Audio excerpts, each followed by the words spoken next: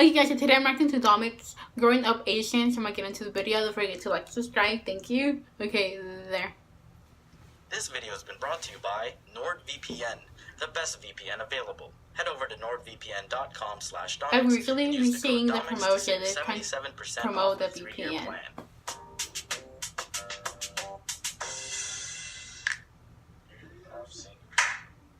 I'm sorry, Gigi. Alright, hello everyone.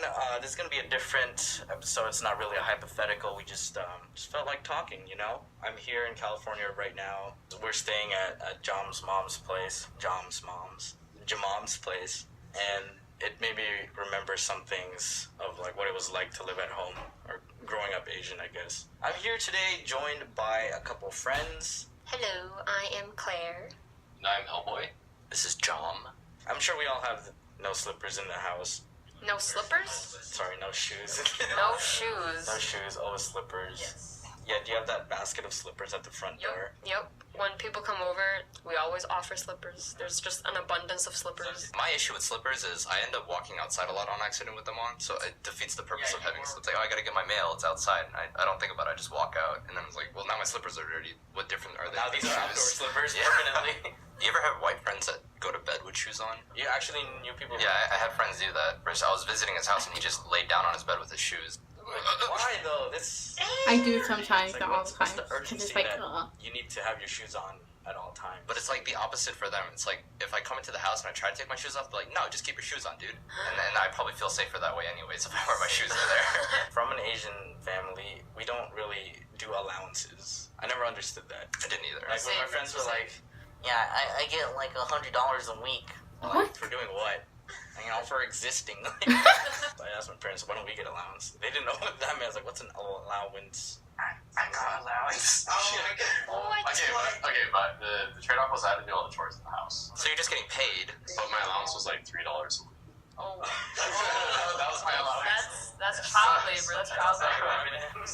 One of my main methods of gaining money as a kid was when I picked white hair from my parents' heads. What? And then they gave me money for each one I plucked out. How much did you get? It started off like a quarter for a hair, and then went down to like 10 cents and 5 cents, and then went down to just like a penny. And then they got older, and obviously they got more hair, and then they realized, oh, this is not a good model because I'm gonna get bald. So then they just started dyeing their hair, and then food eating etiquette. Yes. Yesterday, I mean, what you just learned with John's mom, right? Like, if you eat real fast, they'll be like, "Oh, you must really like the food," so they just like dump more food on your plate, and then you're just like sitting there full.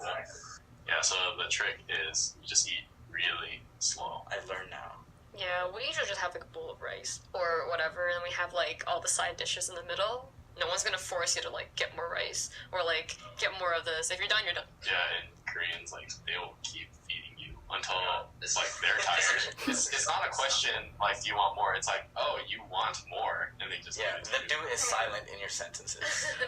Just for my family, I don't know about you guys, but every time when I have a friend who invites me for like dinner, like parents are always like, "Oh, you have to bring something nice, you know, bring this wine bottle that we've been like saving up for like the past 5 years." Yeah, Bring it to them. I invited you to, I think it was the New Year's dinner, and then you brought, what was that, like the bird's nest? Yeah, I don't even know what it is. Apparently, it's supposed to be really healthy. The bird spit soup thing.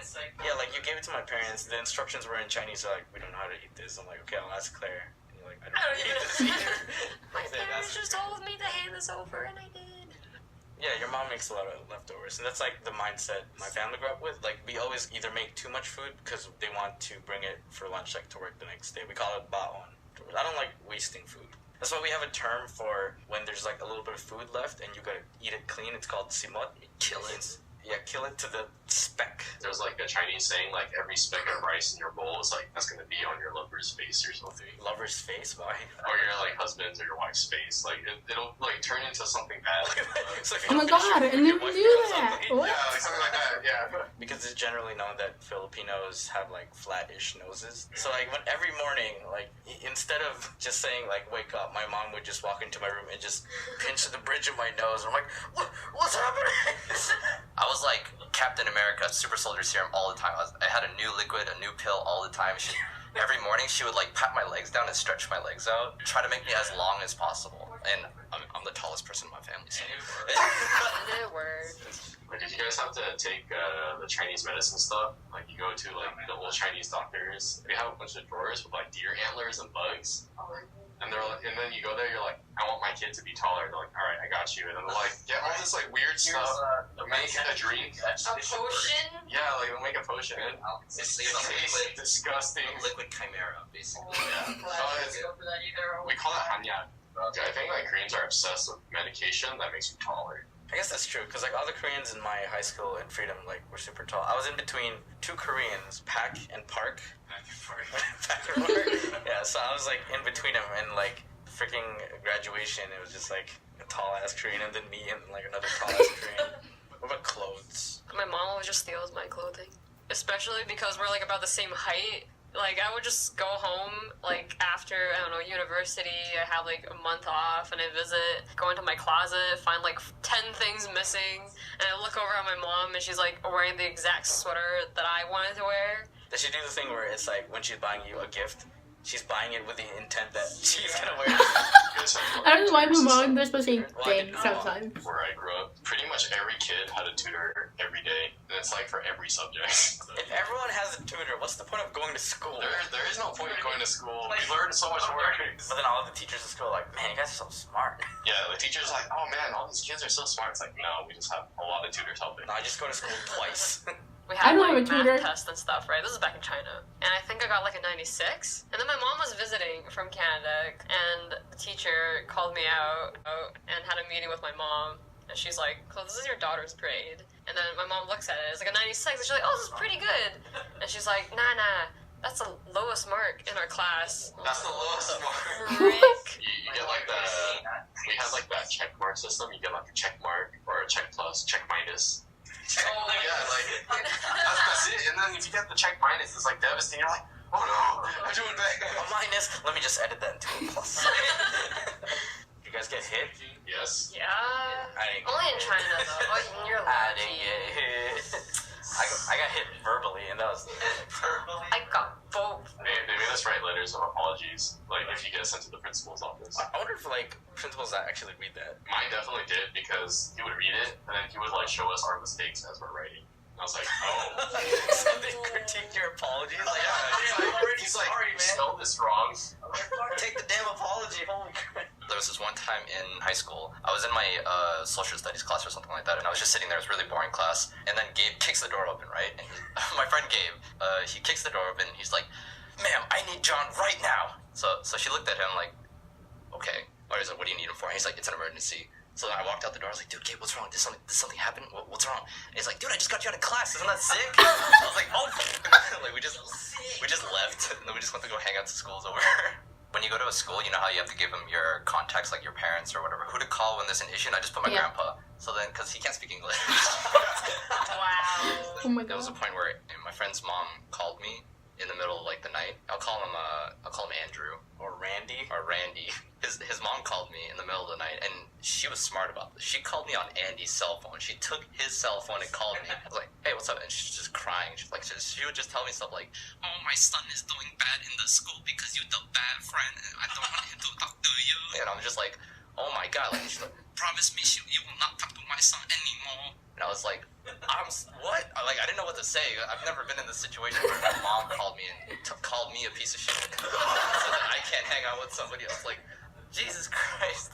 I didn't know what to do. I'm pretty sure me and Randy had to hang out, like, secretly or something. I don't know. Dude, it's like Romeo and Juliet. Randy, let down your hair.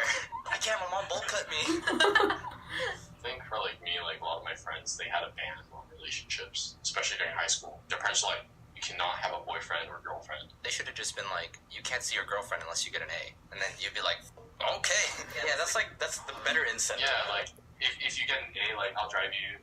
I'll pay for your date tonight. Like, I don't know if it was my first or my second girlfriend, but I remember I told my dad, and he's like, "Oh, you have a girlfriend? How many?" And I was just like, How many? yeah, they were just like, date as much as you can now, because then you'll learn, and you won't make stupid mistakes later when you're an adult.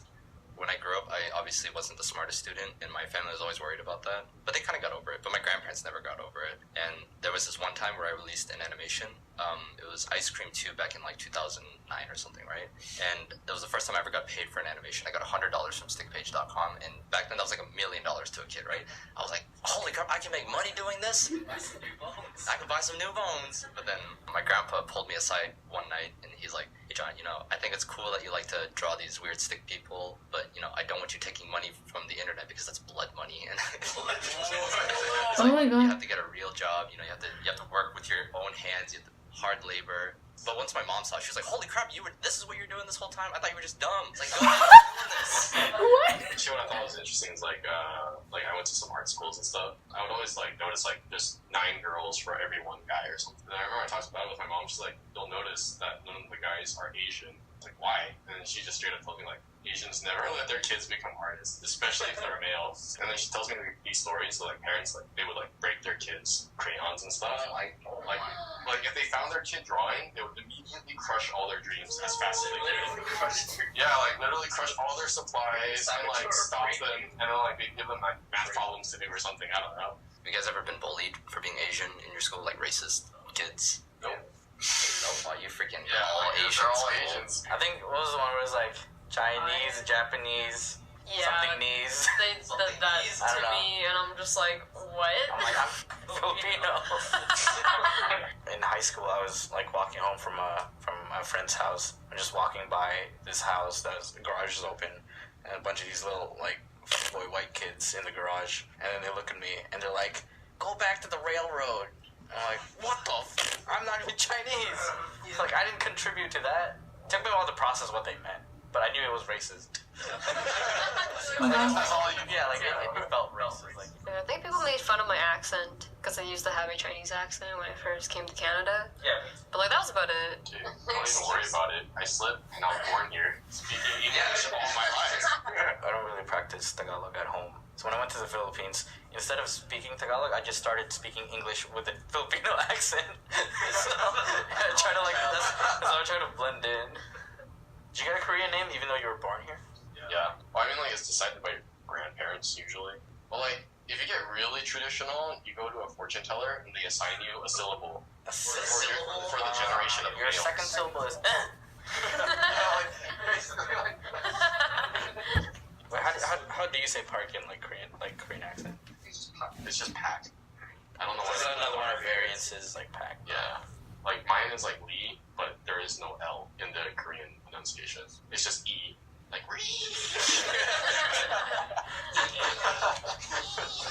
This is random, but I forgot to mention it earlier. In the getting hit part, there was one time my mom got really mad at me and tried to throw a shoe, and then she missed it. My brother. She's like, you can cash that in later. You know what I didn't have as a kid? Security on the internet. Thanks for watching. Like and subscribe. Thank you.